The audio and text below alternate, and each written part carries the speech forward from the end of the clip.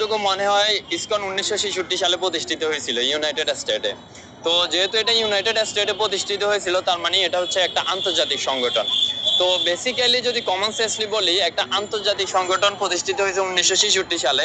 আর আমার দেশে তাহলে সেটা কবে আসছে, এটা একটা প্রশ্ন। তো আমার দেশে আসছে দেখা গেছে 1970-এর দশকে, যখন আমরা পূর্ব পাকিস্তান ছিলাম। তো আমাদের দেশ স্বাধীন হয়েছে হচ্ছে 1971 সালে। তার মানে এখানে একটা কমন কোশ্চেন চলেই আসে যে আমাদের দেশে আসছে হচ্ছে 1970 সালে, আর আমাদের দেশ স্বাধীন হয়েছে 1971 সালে। তার মানে বোঝা যাচ্ছে ইসকন আমাদের দেশের কোন যে মন্ত্রণালয় গুলো আছে এগুলো কোনটার আন্ডারে এখন পর্যন্ত রেজিস্টার্ড হয় নাই। এবং ইসকন নিয়ে যে এত কথা উঠার পরেও গত 2 দিন আগে ইনকালাব মঞ্চ হচ্ছে একটা সংবাদ সম্মেলন করছে, এবং তারাও ইসকনের যে বিষয়ে যে ডিটেলস এটা সরকারকে ক্লিয়ারিফাই দেওয়ার জন্য বলছে। তো সরকার এখনো ক্লিয়ারিফাই দেয় নাই। তো আমার যতটুকু মনে হয়, যেহেতু আমাদের দেশ স্বাধীন হয়েছে 1971 সালে আর ইসকন আমাদের দেশে আসছে 1970 সালে, তার মানে আমার মনে হয় আমাদের দেশে কোন মন্ত্রণালয়ের আন্ডারে এখন পর্যন্ত ইসকন রেজিস্টার্ড হয় নাই। সুতরাং রেজিস্টার যেহেতু হয় নাই, এখন যদি সরকার এটাকে রেজিস্টার ভুক্ত করতে যায়, তাহলে এখানে একটা বিশাল কোশ্চেন চলে আসবে হঠাৎ করে, যে এতদিন তাহলে ইসকন তাহলে সংগঠন হিসেবে কার্যক্রম কিভাবে পরিচালিত করছে আমাদের দেশে উইদাউট রেজিস্টারে। তো এটা একটা বিশাল কোশ্চেন। তো সরকার এটা নিয়ে মনে হয় একটু কনফিউশনে আছে, এবং আরেকটু তাদের নিজেদের মধ্যে আলোচনা করতেছে। এখন তারা ভেবে দেখবে আসলে কি উত্তর দেওয়া যায়, কিন্তু তারা এই বিষয় নিয়ে আমার মনে হয় না একদমই তাড়াহুড়া করবে। এরপরে আরেকটা কথা যদি আমি বলি, যে ইসকন হচ্ছে ধরেন আমাদের দেশে 70 সালে আসছে, আমাদের দেশে যদি এখন পর্যন্ত ধরেন রেজিস্টার না হয়ে থাকে, তাহলে হচ্ছে তাদের যে ফান্ড গুলো আসতেছে, তার মানে এগুলো তো একটা অনৈতিক কর্মকাণ্ডে ব্যবহৃত হতে পারে। তার মানে এগুলোর কোনো ডিটেলস কোন মন্ত্রণালয়ের আন্ডারে নাই, কোথা থেকে ফান্ড আসতেছে এবং এই ফান্ড গুলা হচ্ছে কিসের কাজে খরচ হচ্ছে। এবং ইসকন যে আসলে কি, মানে কি সংগঠন, মানে তাদের কাজটা কি, তারা কি এনজিও বেসিক, নাকি তারা কি রিলিজিয়ান বেসিক, নাকি তারা হচ্ছে ধরেন না কোনো পলিটিক্যাল বেসিক, এটাও তো তাদেরকে একটা ক্লিয়ারিফাই দিতে হবে। এখন যদি তারা পলিটিক্যাল বেসিক হয়, তাহলে হচ্ছে আমাদের যে নির্বাচন কমিশন, তাদের কাছে একটা মনে করেন ক্লিয়ারিফিকেশন, তাদের কাছে একটা একদম ক্লিয়ার ডিটেলস থাকতে হবে যে তাদের কত আয় বাৎসরিক, এবং তাদের বাৎসরিক খরচ কত, এবং তারা আসলে কি কার্যক্রম পরিচালনা করে, এবং তাদের ইন ফিউচার হচ্ছে ডেস্টিনেশনটা কোথায়। প্রতিটি সংগঠনের হচ্ছে একটা ডেস্টিনেশন থাকে। এখন একটা যখন তারা এই বিষয়গুলো ক্লিয়ার করতে যাবে, তখন একজন জেনারেল লোক যারা, তারাও কিন্তু কোশ্চেন উঠাবে যে আসলে আপনাদের ফিউচার ডেস্টিনেশনটা কি, বা ফিউচার টার্গেটটা কি।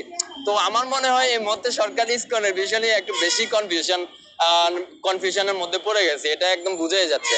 কেননা ইনকালাব মঞ্চ যখন হচ্ছে একটা সংবাদ সম্মেলন করলো এবং ইসকনের ব্যাপারে একদম ডিটেলস চাইলো, তখন সরকার এখানে দ্বিধাদ্বন্দ্বে পড়ে গেছে আসলে কি বলবে। কারণ সরকার নিজেও জানে, যেহেতু 1970 সালে আমাদের দেশে আসছে, তখন পূর্ব পাকিস্তান, আমাদের দেশ স্বাধীন হয়েছে 1971 সালে, তার মানে এরা রেজিস্টার ভুক্ত হয় নাই। আর এখন যদি সরকার তাড়াহুড়া করে তাদেরকে রেজিস্টার ভুক্ত করতে যায়, তখন মানুষ প্রশ্ন করবে এতদিন তাহলে উইদাউট রেজিস্টারটা কিভাবে চলছে। এটা একটা বড় বিষয়। এরপরে যদি রেজিস্টার্ড হয়েও থাকে, তাহলে এখন কোন মন্ত্রণালয়ের আন্ডারে রেজিস্টার্ড হয়েছে, এটা একটা বড় প্রশ্ন। যেহেতু তারা ইন্টারন্যাশনাল সংগঠন, সুতরাং তাদেরকে তো একটা মন্ত্রণালয়ের আন্ডারে রেজিস্ট্রেশন থাকতে হবে। যদি একদম সিম্পলি বলি, সাধারণ মানুষ যেভাবে বুঝে, ধরেন আমি সৌদি আরব যাব, আমার একটা ভিসা থাকতে হবে, এবং সৌদি আরব গিয়ে আমি যদি একটা ব্যবসা করতে চাই, তাহলে ওই দেশ থেকে আমাকে একটা লাইসেন্স নিতে হবে। চাই ওই ব্যবসা একটা বাদাম বিক্রিরও হোক, সমস্যা নাই, কিন্তু লাইসেন্স মাস্ট, এবং licence should be under the ministry. তো এটা একটা বড় বিষয়। তো এখন সরকার এটা নিয়ে একদম কনফিউশনে আছে।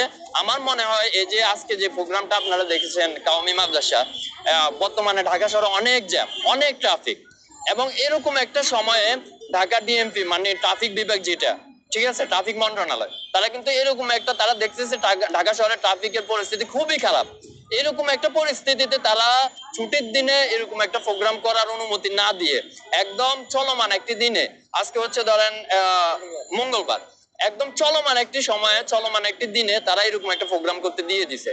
এরকম একটা প্রোগ্রাম যখন হয়েছে, অটোমেটিক এগুলো টপ অফ দা নিউজ আসছে যে এখানে একটা প্রোগ্রাম হচ্ছে, যেহেতু এটা সরোয়ার্দী উদ্যান এমনিতেই নাম করা।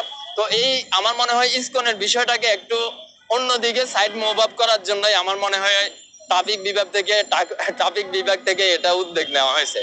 আসলে আমরা তো আসলে সবসময় ঘটনার সামনে থেকে দেখি, কিছু লোক আছে ঘটনার পিছন থেকে দেখে, কিন্তু কিছু লোক আছে ঘটনার পিছনে গিয়ে তারও 1 কিলোমিটার পিছনে যাবে। যেমন উদাহরণস্বরূপ যদি আমি বলি, ধরেন বাংলাদেশে একজন রাজনীতিবিদ ছিল, মাওলানা সাইদি।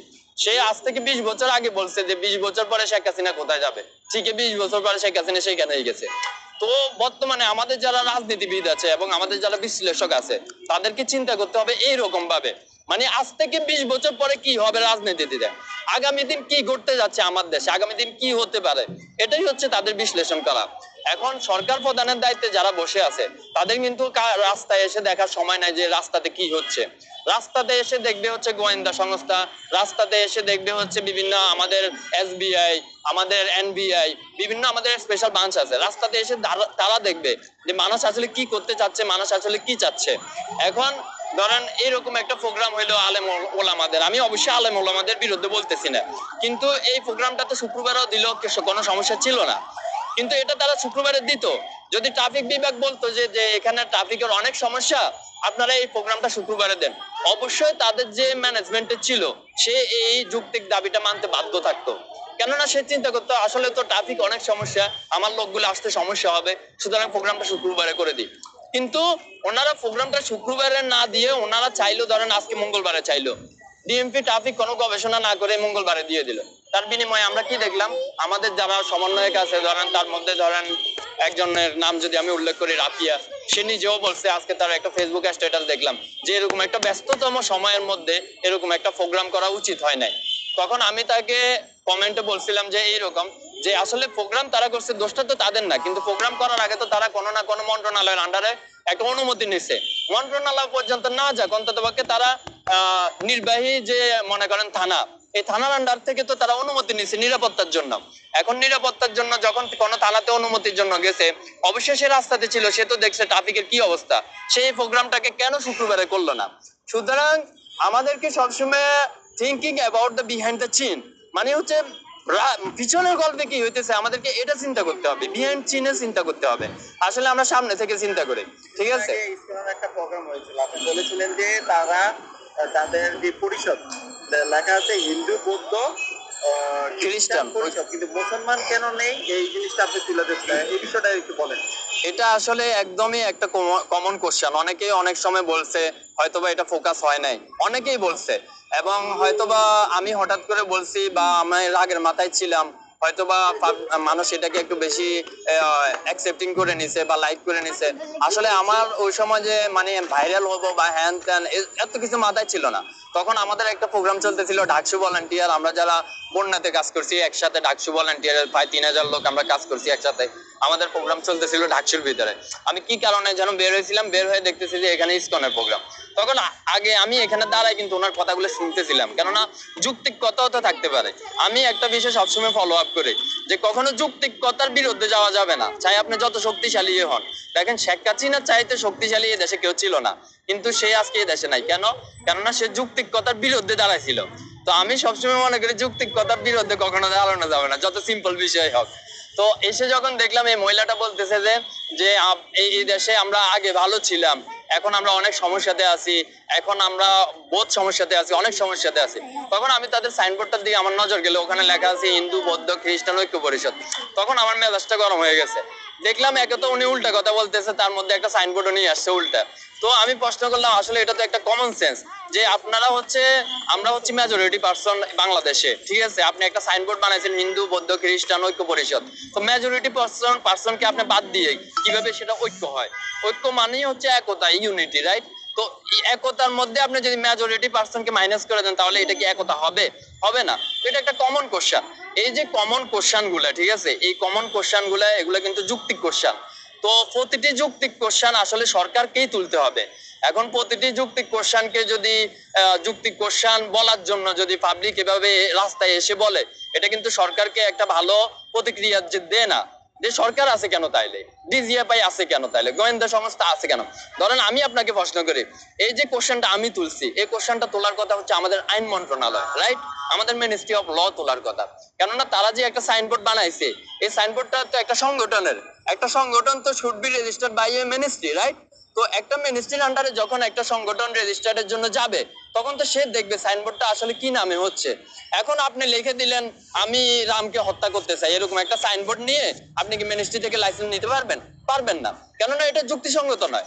তো এরকম একটা অযৌক্তিক একটা সাইনবোর্ড আপনি বানালেন, হিন্দু বৌদ্ধ খ্রিস্টান ঐক্য পরিষদ। যখন এই সাইনবোর্ডটা নিয়ে আপনি কোনো মন্ত্রণালয় থেকে রেজিস্ট্রেশনের জন্য যাবেন, তখন ওই মন্ত্রণালয় তো should B thinking about that, right?